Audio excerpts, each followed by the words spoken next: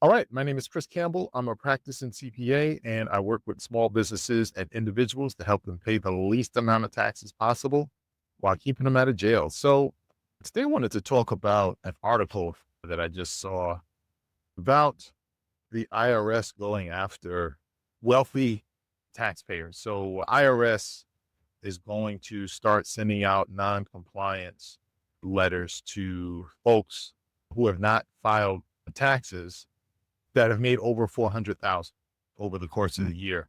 And they're going back to 2017. So non-compliance at this point would be 2017 to 2021.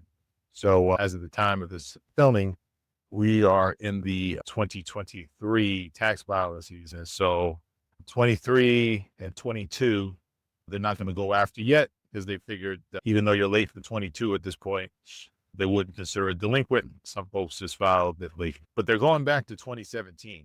And like I said, and they said it was roughly 125,000 people. So it's not really that many in the grand scheme of things. But the key thing here is they have each made, and I'll put made in quotes, $400,000 or more over the course of 1 year. So the thing is, though, and I put that in quotes, and I want to explain that because the methodology that the IRS is using to flag folks that haven't filed. I'm thinking many of these people who will get the letter probably think they didn't owe any taxes, and maybe that's why they didn't bother to file. But I want to tell you how problematic that can be, and if you do get such a letter, why you may receive the letter, even though you may be in a position where you really don't owe many or if any taxes at all on that income. So understand that the IRS has their information from what's called a wage and income transcript. So those transcripts are based upon information they receive about income you would have received over the course of the year. So for example, if you get your W-2 at the end of the year, the IRS gets a copy of that as well. So they get the same information you get. And so the IRS knows what you made at your job. And with any other tax forms that you may receive, whether that be interest income, capital gains, investment income, all of those things that you receive, a copy is also sent to the IRS, right? But sometimes they don't necessarily tell the whole story. So one of the biggest issues where I see folks that may run into this is the receipt of 1099s. So you are a independent contractor, you're operating your business, you may receive a number of 1099s for your services. So you could be in a business where you could receive over $400,000 worth of 1099s, and all that gets reported to the IRS. So the IRS sees person XYZ or this particular company LLC made 400K in excess of, or grossed. They see that they've grossed this 400K, right? But all they see is the 1099s. The IRS does not take into account if you might have had any expenses associated with that 1099. So the problem that you'll run into is that if you receive all these 10, you decide not to file a tax return, which will show your gross, right? Because all the 1099 shows the gross that you received. It does take into account any expenses or expenditures incurred to generate that income. So if you don't file a tax return, the IRS assumes that you had no expenses and the total of those 10 are your taxable income. So they will assume that you have no expenses and will expect tax payments on the full amount of the 1099. So that becomes problematic when you don't file. And that's usually what happens. You don't file a 1099 because you might be in a situation where, yes, you might have obtained more than 400K in 1099 income, but you might have spent 60, 70, 80% of that on expenses. So prime example would be a business that I was in. I was in the staffing business at one point, and anywhere from 50 to 60% of any income I made was paid out to the staffers. So I might have received a 1099 for say 150K, but by no means was that 150K in my pocket. That was what I received from that particular client.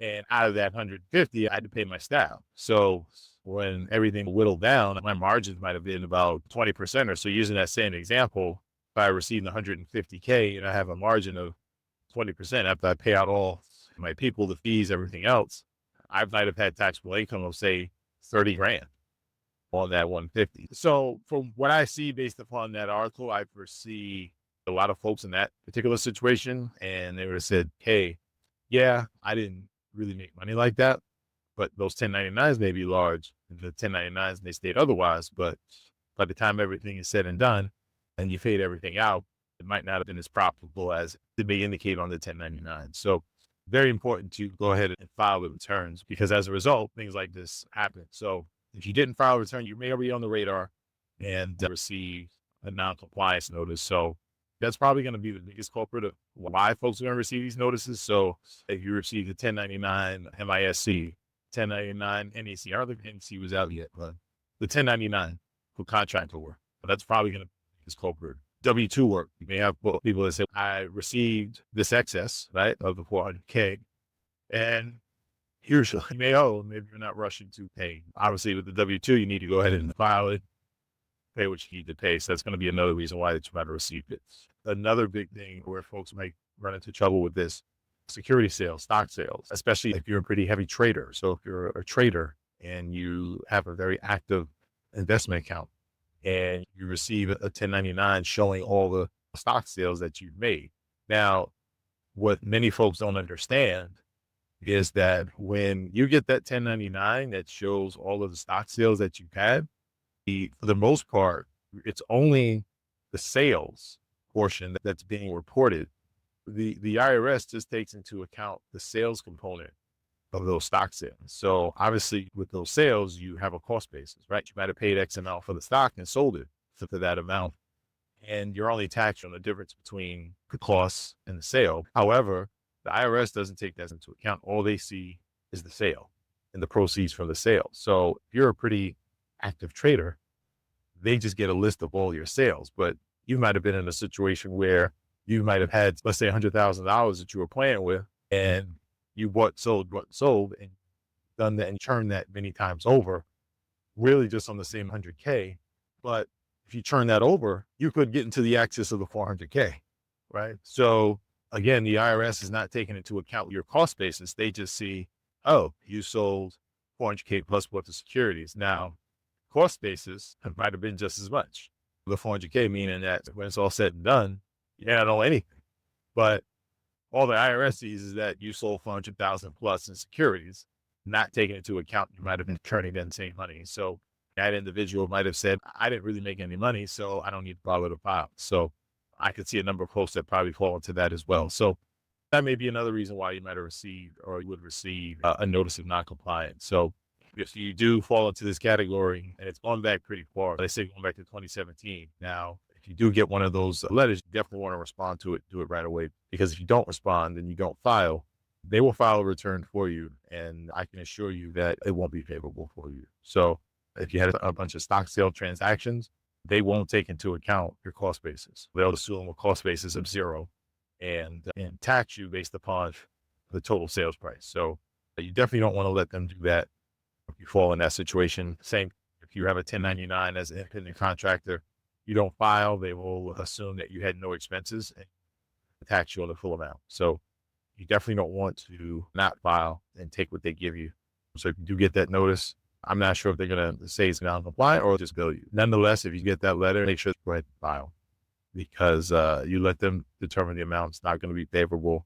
And keep in mind, on top of that they're going back to 2017, they're tacking on penalty and interest for filing and paying late. So the interest and the penalties will add up. So definitely want to make sure that you go ahead and file the taxes if you get a notice. So be on the lookout, fall into that category, and don't be surprised if you receive that notice. The IRS has been armed with additional funding through the recent tax act that the Biden passed. So that's arming the IRS with additional funds to get auditors to start going after folks. So look for more of this to happen.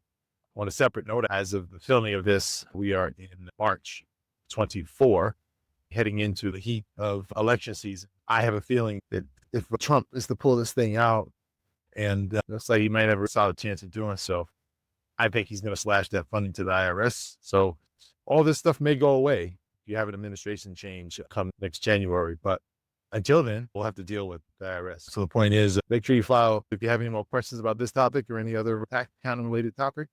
feel free to reach out. I'm happy to help. All right. That's all for now. Talk to you in the next one.